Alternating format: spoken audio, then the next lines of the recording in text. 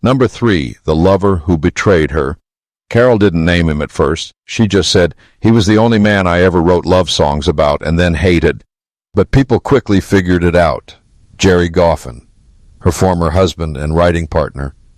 Together they created some of the biggest hits of the 60s, Will You Love Me Tomorrow and The Locomotion. They were the perfect duo, on paper.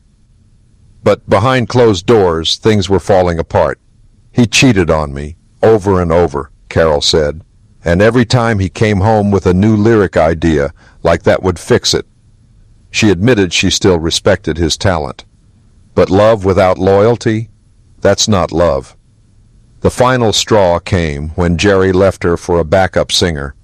And still, he asked her to co-write his next project. I said no, and he told me I was selfish. Carole shook her head. That's when I realized I had been writing songs with a man who never heard my heart. Only my piano. Her pain turned into power. That's when she wrote, It's Too Late, and Jerry knew. He heard it on the radio, and he called her the next day. She didn't answer. 3 names left, and the next one shocked even her closest fans. Number 4, the folk hero who shut her down. The name Bob Dylan came with weight. He was a poet, a mystery, a hero to many. But Carole's experience with him was far from inspiring. I opened for him once, she said, and he asked me not to sing anything too soft. She thought it was a joke, but then Dylan told her straight, This crowd wants fire, don't put 'em to sleep.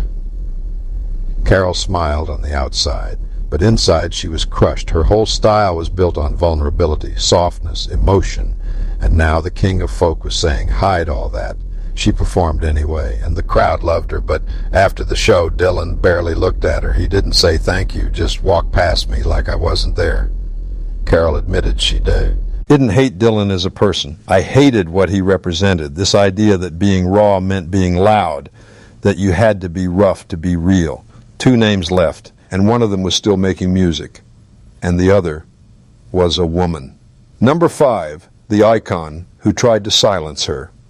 When Carole King said she had issues with a female artist, people assumed it might be a rivalry. But this wasn't about jealousy. It was about being erased.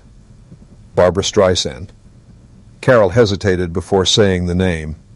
Barbra is a powerhouse. Her voice could shake walls, but she didn't respect mine. In the 1970s, Barbra wanted to record one of Carole's songs, but when Carole offered to collaborate, Barbra said, You just stick to writing, honey. I'll take it from here. Carole felt dismissed, not just as a singer, but as an artist. She acted like I wasn't worthy of being on the same track, Carole said. She took my song and stripped the soul out of it. The song was Where You Lead. It became a hit for Streisand. But what the world didn't know, Carole hated that version. She turned something intimate into something polished and hollow.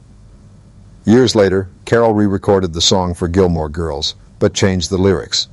I had to take it back, she said. It was mine before it was hers. What hurt most wasn't Barbra's voice. It was her ego. She had the power to lift me up, but she chose to look down on me. Only one name remained, one final reveal, and it was the most painful of all.